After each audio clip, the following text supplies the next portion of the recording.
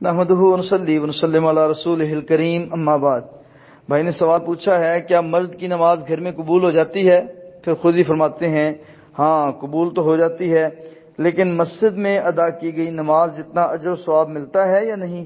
تو گزارش یہ ہے کہ گھر میں نماز پڑھنے سے اجتناب کرنا چاہیے، یا تو مسجد اتنی دور ہو جہاں پہ جماعت کے ساتھ پہنچنا، شریک ہونا ذرا مشکل ہے، تو اس کے علاوہ کسی صورت میں بھی کوشش یہی رہنی اور رکھنی چاہیے کہ بندہ مسجد میں جا کے نماز ادا کرے۔ اکیلے نماز پڑھنا اس کی ایک نماز کا اجر ہے، اور جماعت کے ساتھ نماز ادا کرنا، نبی صلی اللہ علیہ وسلم نے فرمایا ب27 رکعۃ صلاۃ الجماعۃ افضل من صلاۃ الفجر، اکیلے نماز پڑھنے سے جماعت کے ساتھ نماز ادا کرنا یہ زیادہ بہتر ہے، افضل اولا ہے، بہتر ہے، اور 27 گنا زیادہ اللہ تعالیٰ اجر نماز کا عطا فرماتے ہیں اگر بندہ جماعت کے ساتھ ادا کرتا ہے۔ بارک اللہ فیک۔